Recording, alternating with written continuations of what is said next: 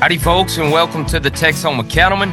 I'm Cody Maxwell, Fannin County Extension Agent for Agriculture and Natural Resources with Texas A&M AgriLife Extension. And this week, we are talking here on the Texoma Cattleman about a few points of interest that have every cattle producer's ears perked up on several levels. It's including the cattle markets, some big trade talk that took place this week with China, some interesting developments in technology and agriculture, and a little good news from those rains that took place this past weekend. Stick around, it's all coming up right here on the Texoma Cattleman.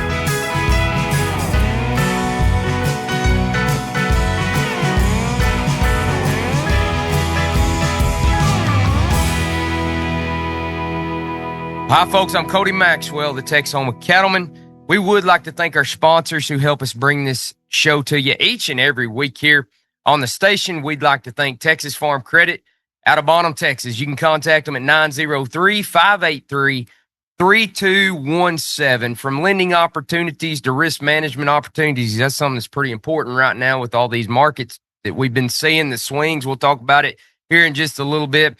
Give them a phone call. Go by and see them. Texas Farm Credit in Bonham, Texas. You can call them at 903-583-3217. We'd also like to thank Frontier Properties out of Bonham, Texas as well. They're located at 2201 North Center Street, just right downtown in Bonham, Texas. You can find all their listings, everything that they have available on the web at frontierpropertiesrealestate.com. Stuart Hall, the broker there, does a great job. They've got a great staff of real estate agents. All of them know agriculture. That's the big deal. They all know agriculture. They know agriculture land, and many of them are involved in agriculture production as well. And so if you're looking for agriculture real estate or just real estate in general, or if you're looking to sell some of your real estate, reach out to them. Give them a phone call at 903-583-8721. Again, you can stop by and visit them. There's somebody there normally all the time. You can visit them at 2201 North Center Street in Bonham, Texas, and everything that they have available for their listings is online at frontierpropertiesrealestate.com. I'd also like to welcome a new sponsor to our show this week. Had a lot of new folks come on board here recently with the new developments and happenings that we're doing here with the Texoma Cattleman. We appreciate everybody that is taking interest in what we're doing here to bring research-based agriculture information to you from Texas A&M AgriLife Extension Service. We're happy to do it right out of Fannin County. But we would like to thank Cowpuncher Coffee. They're located out of Gilmer, Texas. We appreciate their sponsorship. We appreciate what they do for agriculture. They're involved in agriculture, and they know exactly what every cattleman needs to start their day. Their slogan is "Spur the Day" with Cowpuncher Coffee. And let me tell you, I'm spurring the day with Cowpuncher Coffee right now as we do this program. Appreciate their sponsorship. Appreciate them helping us bring this show to you each and every week. Well, as we said, there's been a lot that's gone on over the markets, cattle markets in particular. We're going to talk soybeans a little bit, get a little bit off track from what we do normally here on the program. Usually we focus on cattle and forages here and the management that goes along with those. We're going to bring in some soybean talk this week, include some of our crop farmers to talk about some of the agreements that were made between Trump and China this week. We'll touch on it just a little bit. But before we do, I really want to focus on these cattle markets because from what I felt like was a Debbie Downer week last week. I mean, I was talking to you here on the show, and man, it was just like doom and gloom. I felt like all I had was bad news for you. I didn't think that there was anything good coming out of last week. There wasn't anything good coming out of last week for the markets. We saw some light come from some things that took place last week in the cattle markets. And we're going to talk about that. I want to first start with some things that we touched on last week with the retail beef prices. We're still hinging on September prices, and we're at $9.34 a pound is what the retail beef prices were for September.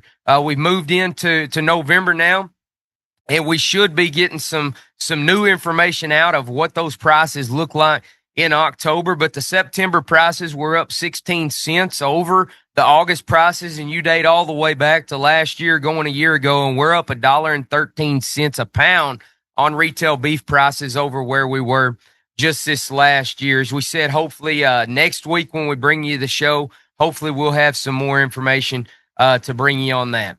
Let's go to the feeders. We talked November feeders last week, and when we looked at it, we started the week strong. Lots of energy that was created in the feeder cattle market. Again, we're talking about last week, going back nearly 2 weeks ago.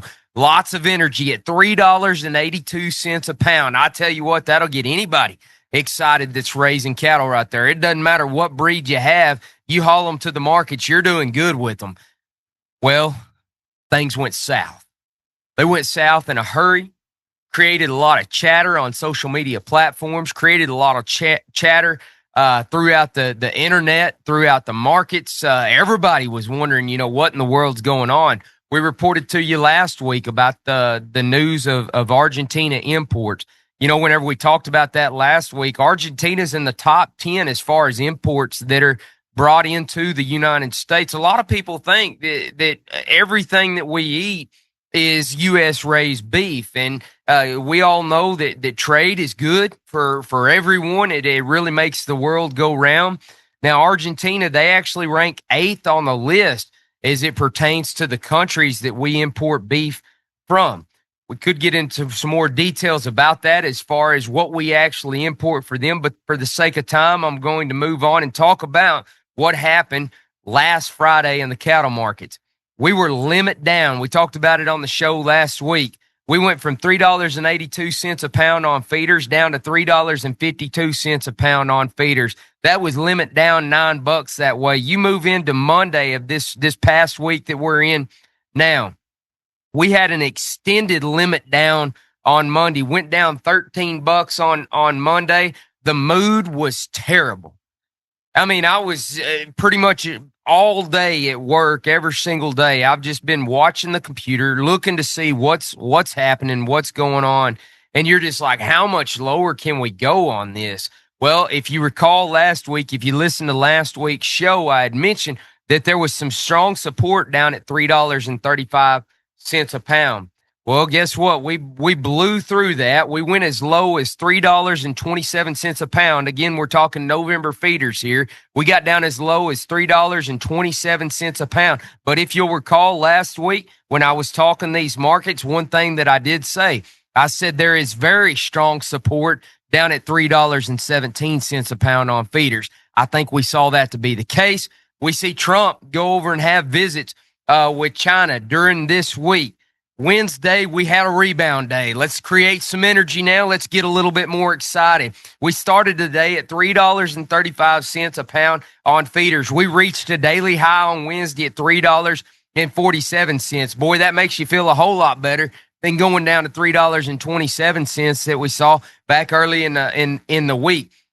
Is compared to the week before at $3.82 on November feeders. Again, very depressing times, very sad. People are freaking out, don't know what to do. But hey, we've got some rebound that took place this week.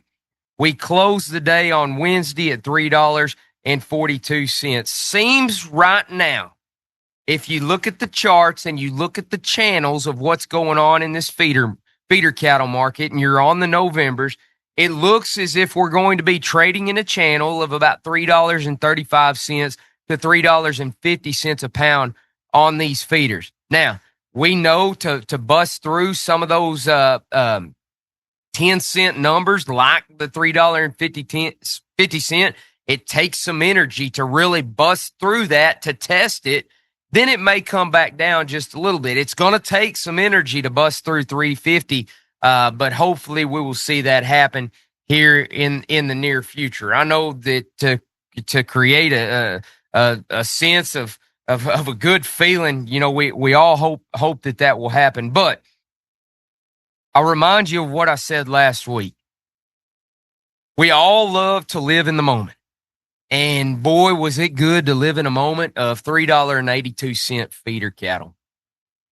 But folks, just last year, I remind you, we were at $2.94 a pound on feeder cattle. Now, mind you, a lot of us aren't feeding or aren't selling feeder cattle. We're selling weaned calves, but this feeder cattle market helps determine what those guys are going to pay for our weaned calves that we wind up taking to the market. So hopefully as we move into next week, we'll see some even better news come out of this and maybe sustain some stability as we go through there. All right, let's move into talking about some trade talks with China that took place this week. So we had a trade agreement that was reached with the U.S. and China, and one of the things I want to talk about in this is the soybeans. I want to stay on agriculture. Now, you go back to the cattle markets, not to hinge more on that, but I think the rebound was encouragement that we saw between trade talks and agreements that took place. Let's talk about these soybeans. There hadn't been a single soybean sold to China in quite a while. All right, I want to talk to you about January 2026 soybeans right here. I want to take you back to the first of this year and tell you that we started out the year trading at $10.10 a bushel on January 26 soybeans. Of course, there's a lot of uncertainty in that when you're a year out, you're trading on it. Obviously, you've got weather. We had a wet spring. They were predicting that we would move into end zone neutral phases during the summertime, and then they thought we would move into La Nina closer to fall. That wasn't the case. We kept some rains going, and soybeans look really good. I took a trip back up to Tennessee back during the summer, moved up that way. There's a ton of soybeans as you go up in that area. They looked really, really good. Of course, a lot of rainfall took place. So January 2026 soybeans started this year, $10.10 a bushel, and they've traded between $10.10 to $10.85 all year long. That's where they've been at. This week, middle of this week, after meetings with China took place following the news about the agreements, we saw a jump from $10.69 a bushel to $11.14 a bushel tested highs during the middle of this week. Busting through that whole number was incredible. It's some exciting news for our crop farmers out there. Definitely some good news for them as we look at the soybean prices there. All right, let's move into some other news that come out this week. Artificial intelligence. Boy, that's a topic that is hot. It's on a lot of people's radar. Some folks in agriculture that are out in the field on a daily basis. I don't know how much it is on their radar, but I want to talk about it just a little bit. There was some news come out this week that Amazon laid off roughly 14,000 workers. Now, they called these white-collar jobs. They laid off roughly 14,000 workers. And in this, they were replacing those workers with the ability to utilize artificial intelligence to complete those jobs. Now, let's switch gears from Amazon to agriculture.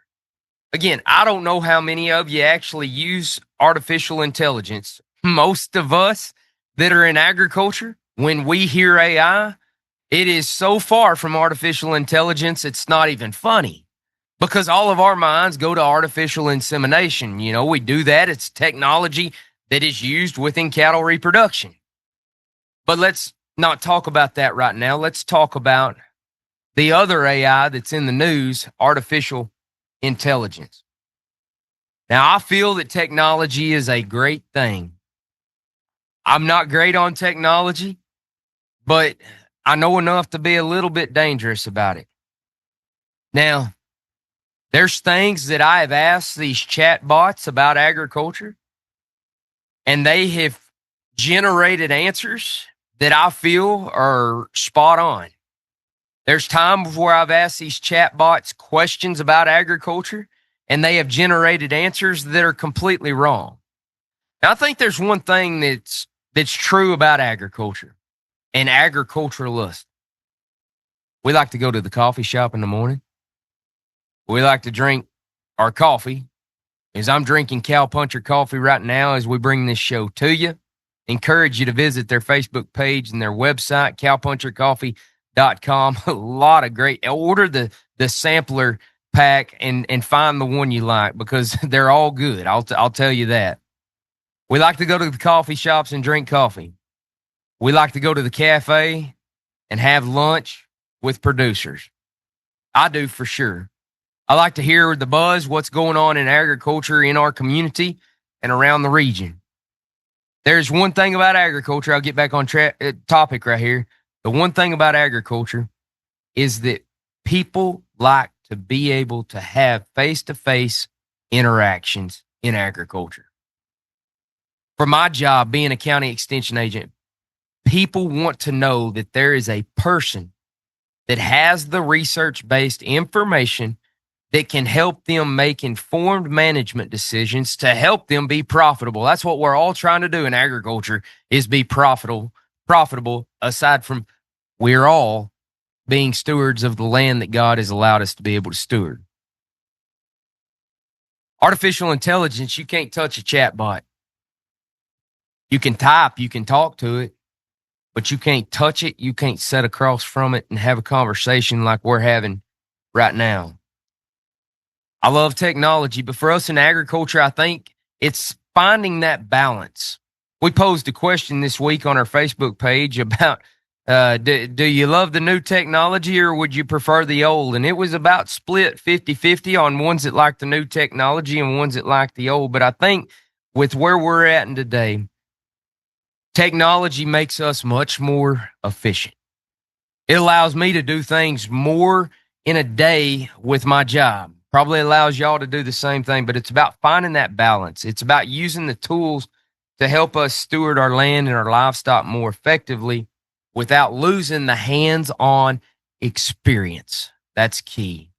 Lastly, today I want to talk to you about some exciting rain that took place this last week across our area. We posed the question on our Facebook page just to see how much rain that everybody got. And it seemed like Whitesboro was about the dividing line on the big rains to the less rainfall amounts. We'll just say it that way. If you were Whitesboro into Cook County going into Gainesville, most people saw right around about 5 or 6 inches of rain. Some incredible heavy rainfall fell in those areas. If you were east of Whitesboro, looks like everybody had right around about 1 inch to 2 inches in those areas wherever you lie. Now, one thing talking about the rains, if you had some winter pastures in, start scouting those pastures. You should start seeing some emergence because prior to that rain, backdating a few days, we did receive right around 1/4 to 1/2 an inch around most of those areas as well. And so that should have germinated. These rains this last weekend should emerge them. But we need these temperatures to stay a little bit cooler now rather than transitioning back hot because we moved into fall. We've had a pretty significant cold front come down. So now our minds have really transitioned to managing these cool season forages.